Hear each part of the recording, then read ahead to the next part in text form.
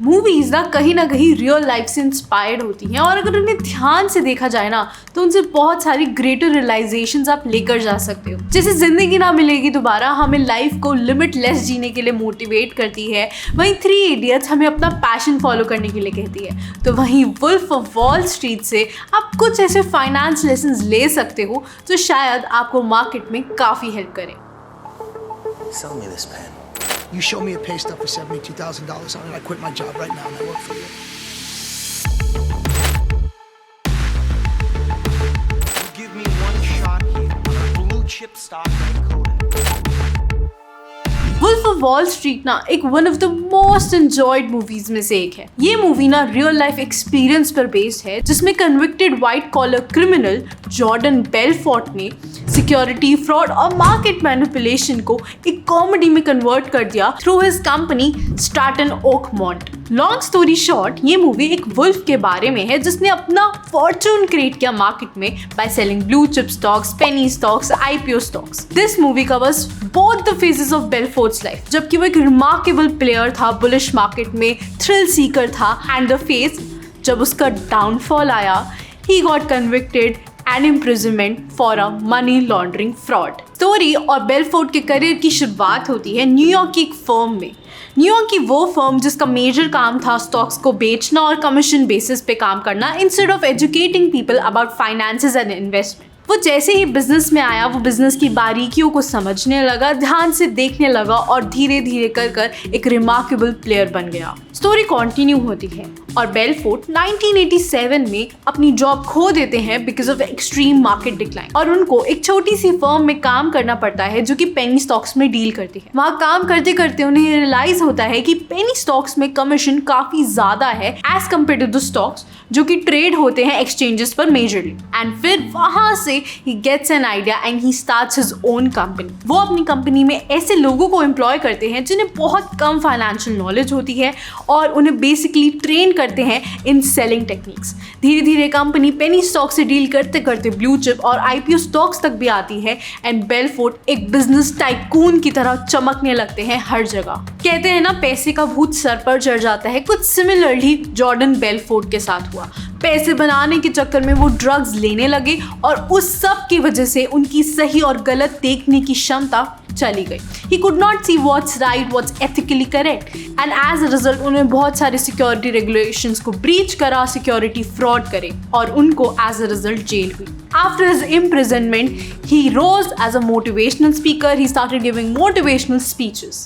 So इस पूरी story से आप क्या सीख सकते हैं? सबसे पहला लेसन है be aware of no name and small time operators. अपने पैसे के साथ ना किसी भी ऐसे इंसान या ब्रोकर को ट्रस्ट मत करो जो कि किसी भी लेजिटिमेट कंसल्टेंसी से एफिलिएटेड नहीं है, जिन्हें आप जानते ही नहीं हो या उनके पास कोई मार्केट एक्सपीरियंस ही नहीं है। उन पर बेट कर आप एक बहुत बड़ा रिस्क लेते हो which you should avoid. Real life में भी आजकल आपने देखा होगा, join this WhatsApp group, join this Telegram group, get free stock market consultancy, ये सब क्या रियल और लेजिटिमेट जगहें हैं कंसल्टेंसी लेने के लिए? The answer is no. तो अपने पैसे के साथ सिर्फ उन्हीं लोगों पर ट्रस्ट करो या रिस्क भी उन्हीं की बातों पर लो जो उस फील्ड के वेल नोन लोग हों या फिर जिन्हें एक्सपीरियंस हो। Second is B aware of pump and dump schemes. Jordan Belfort ने बहुत सारा फॉर्चून पंप और डंप स्कीम्स के थ्रू कमाया था। पंप और डंप स्कीम्स एक तरीके का फ्रॉड होती है जहां पर किसी भी स्टॉक के प्राइस को आर्टिफिशियली इंक्रीज किया जाता है और जैसे ही उसमें रिटेल इन्वेस्टर एंटर करते हैं उसे डंप किया जाता है बाय ऑपरेटर्स। ये सब मिसलीडिंग इंफॉर्मेशन और एक्सट्रीम प्रॉफिट्स के लालच में किया जाता है। रिसेंटली में भी इंडियन मार्केट्स में कुछ ऐसा ही हुआ। आलोक जैन, जिनकी अप्रॉक्सीमेटली 1.8 लाख फॉलोअर्स हैं, he is a founder of weekendinvesting.com and also an advisor. उन्हें पंप अप करने को कहा गया stock called Salsa Techno for a profit of about 35,000 to 25,000 and it was planned by some operators कि जैसे ही retail investors उसमें आएंगे उसे डंप कर दिया जाएगा। Third, information on any company should be solid and clear. किसी भी कंपनी में इन्वेस्ट करने से पहले उसके बारे में फैक्ट्स जान लेना बहुत सही रहता है।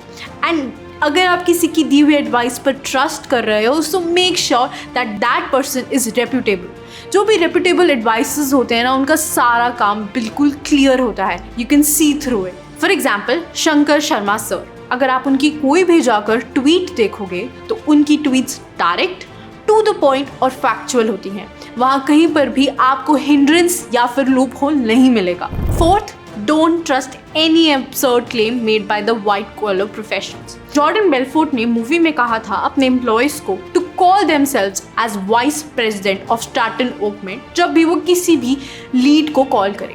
इससे वो बहुत एजुकेशनल, प्रोफेशनल लगेंगे। जब भी आपको कोई कॉल करके कहे कि मैं वाइस प्रेसिडेंट हूँ XYZ कंपनी का, आपके मन में उस इंसान के प्रति एक ट्रस्ट ऑटोमेटिकली बिल्डअप हो जाएगा। आपको लगेगा वो पढ़ा लिखा इंसान है। बट मेयर डेजिग्नेशन से या कुछ भी कह देने से वो इंसान नॉलेजेबल, वैल्यूएबल या ट्रस्टवर्दी नहीं हो जाता। फॉर एग्जाम्पल, डेली लाइफ में आपको काफ़ी बार ऐसे कॉल्स आते होंगे, I am a regional manager from this bank और I am a vice president of this brokerage.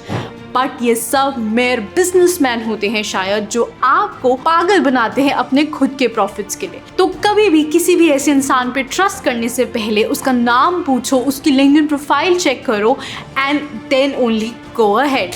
Fifth और लास्ट है, don't put too much money in risky stocks. Jordan Belfort ने बहुत सारा फॉर्च्यून ऐसे लोगों से कमाया जिन्होंने अपना सारी लाइफ सेविंग्स उनकी कंपनी के कहने पर ऐसे स्टॉक्स में डाल दी जिनके शायद फाइनेंशियल रिकॉर्ड्स अच्छे भी नहीं थे। लोगों ने अपनी लाइफ टाइम की सेविंग्स ऐसे स्टॉक्स में डालकर खुद के लिए एक मेंटल प्रेशर और रिस्क क्रिएट किया। And even if in your real life कभी भी इन्वेस्ट करो ना, प्लीज़ मेक श्योर कि तुम्हें उस कंपनी के फाइनेंशियल्स के बारे में पता है, उस कंपनी के बिजनेस को तुम थोड़ा बहुत समझ पाते हो। क्योंकि द मोमेंट तुम किसी नोन कंपनी पर इन्वेस्ट करते हो तो मन से डर और फिर अपने आप कम हो जाता है। हर चीज़ में इन्वेस्ट करने से पहले अपनी रिस्क एपेटाइट देखो। बहुत सारे लोग एस इन्वेस्टर्स की पोर्टफोलियो को कॉपी करने के लिए उन्हीं स्टॉक्स में इन्वेस्ट करते हैं जिनमें वो करते हैं। बट प्लीज़ अंडरस्टैंड, एक एस इन्वेस्टर की रिस्क एपेटाइट और आपकी रिस्क एपेटाइट में दुनिया जहान का फ़र्क है। अपने रिस्क के हिसाब से मार्केट में इन्वेस्ट करो, अपने रिस्क के हिसाब से स्टॉक चूज़ करो। And concluding the entire crux of it, कभी भी ट्रेडिंग या फिर इन्वेस्टिंग करो तो प्रॉपर नॉलेज के साथ करो। Follow a system because people might fail, systems don't. And if you like this video and you want more such of video, please comment down below आपको और कैसा कंटेंट चाहिए फ्रॉम मनी टेल्स।